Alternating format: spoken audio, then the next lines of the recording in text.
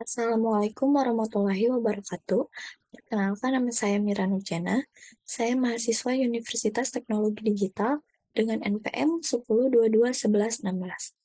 Di sini saya akan menjelaskan tentang Ma'rifatul Quran.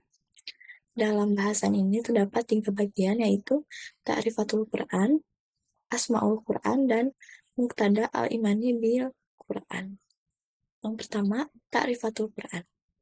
Ta'rifatul Quran atau mengenal Al-Quran adalah langkah awal bagi kita untuk interaksi lebih jauh dengan Al-Quran. Al-Quran secara terminologi adalah kalamullah yang merupakan mukjizat yang diturunkan kepada Nabi Muhammad SAW yang disampaikan kepada kita secara mutawatir dan membacanya bernilai ibadah.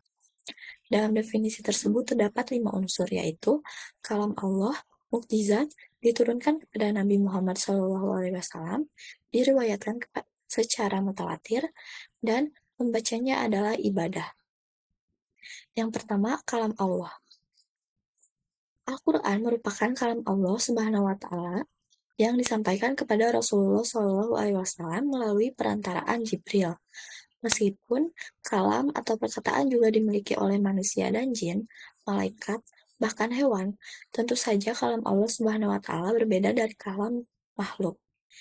Selanjutnya, unsur mukjizat.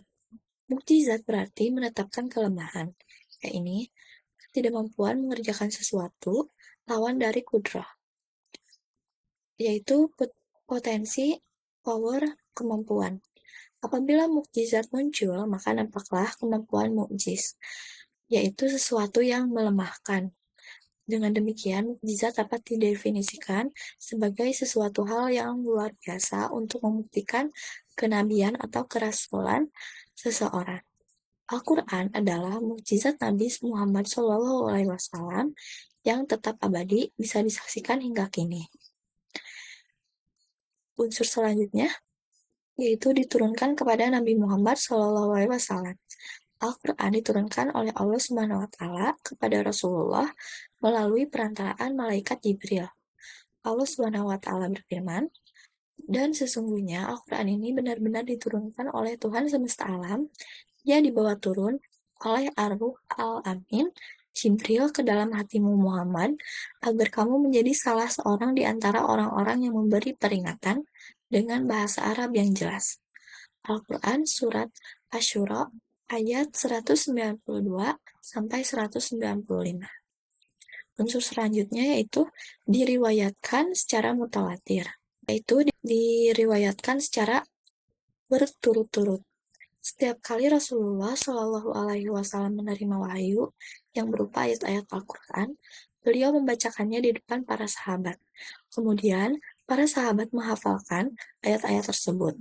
Beliau juga menyuruh kutab atau penulis wahyu untuk menuliskan ayat-ayat yang baru diterimanya itu. Unsur yang terakhir yaitu membacanya bernilai ibadah.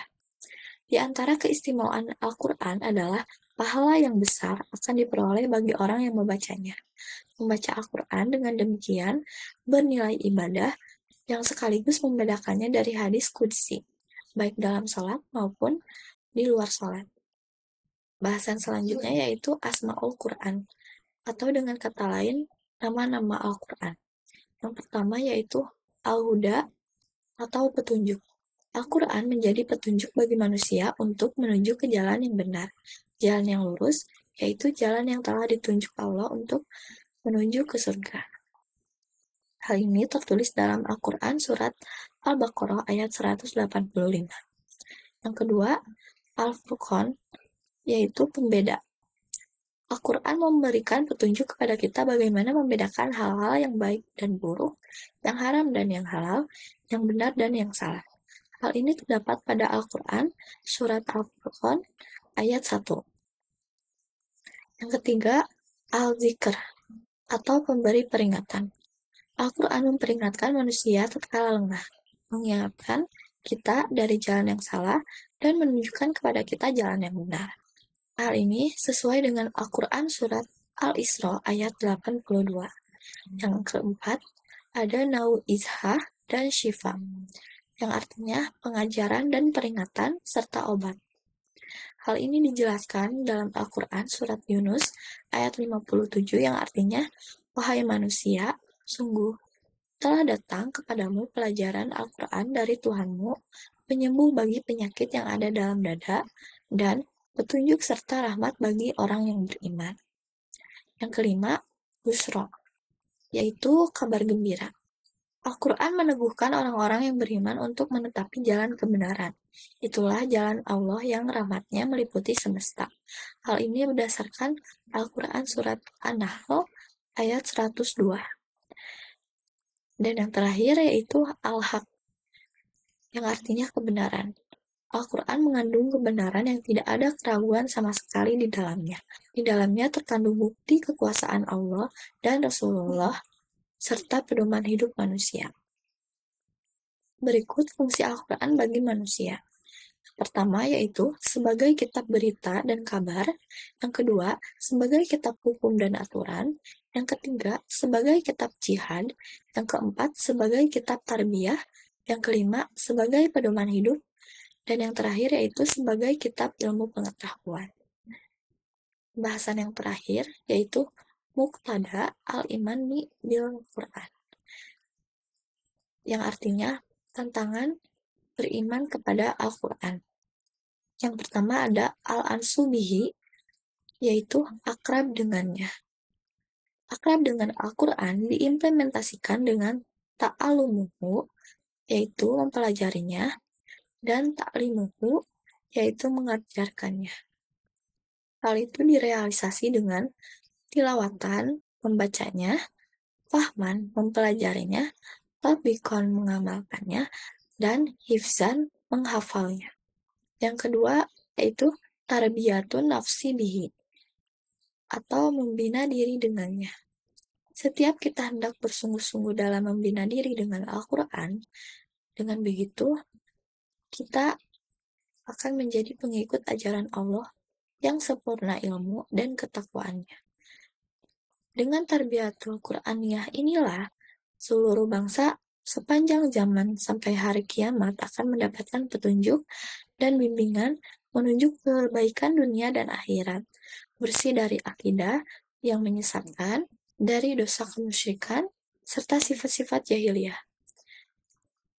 Tuntutan yang ketiga yaitu at-taslimu li ahkamihi, atau tunduk kepada hukum-hukumnya.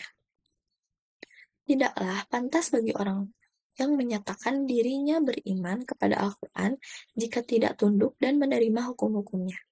Allah Subhanahu wa Ta'ala berfirman, "Dan tidaklah patut bagi laki-laki yang mukmin dan tidak pula bagi perempuan yang mukmin apabila Allah dan Rasul-Nya telah menetapkan suatu ketetapan, akan ada bagi mereka pilihan yang lain tentang urusan mereka. Dan barang siapa mendurhakai Allah dan Rasul-Nya, maka sungguhlah dia telah sesat." Al-Quran Surat Al-Ahzab ayat 36. Tuntutan yang keempat yaitu ad-da'watu ilaihi, menyeru manusia kepadanya. Maksud diturunkannya Al-Quran adalah sebagai petunjuk bagi umat manusia. Ia adalah risalah Allah yang harus disampaikan oleh para rasul kepada seluruh manusia tanpa kecuali. Allah Subhanahu wa Ta'ala berfirman, "Hai Rasul, sampaikanlah apa yang diturunkan kepadamu dari Tuhanmu, dan jika tidak kamu kerjakan apa yang diperintahkan itu, berarti kamu tidak menyampaikan amanatnya. Allah memelihara kamu dari gangguan manusia. Sesungguhnya Allah tidak memberi petunjuk kepada orang-orang yang kafir." Al-Quran Surat Al-Maidah ayat 67. Sebagai umat Rasulullah, kita pun berkewajiban untuk mendakwahkannya. Beliau bersabda, "Sampaikanlah oleh kalian dariku sekalipun satu ayat." Hadis riwayat Bukhari. Tuntutan yang terakhir yaitu iqamatuhu fil ardi, yaitu menegakkannya di muka bumi. Allah Subhanahu wa Ta'ala telah mensyariatkan kepada Rasulullah sebagaimana telah mensyariatkan pula kepada rasul-rasul sebelumnya untuk menegakkan agama.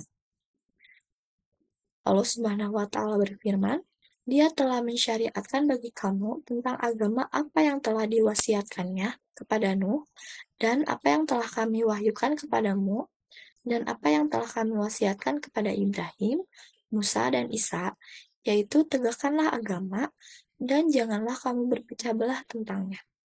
Amat berat bagi orang-orang musyrik, agama yang kamu seru mereka kepadanya. Allah menarik kepada agama itu orang yang dikehendakinya dan memberi petunjuk kepada agamanya orang yang kembali kepadanya. Al-Quran Surat Asy-Syura ayat 13. Sekian materi yang dapat saya sampaikan. Terima kasih dan maaf apabila banyak kata yang belum mengerti. Wassalamualaikum warahmatullahi wabarakatuh.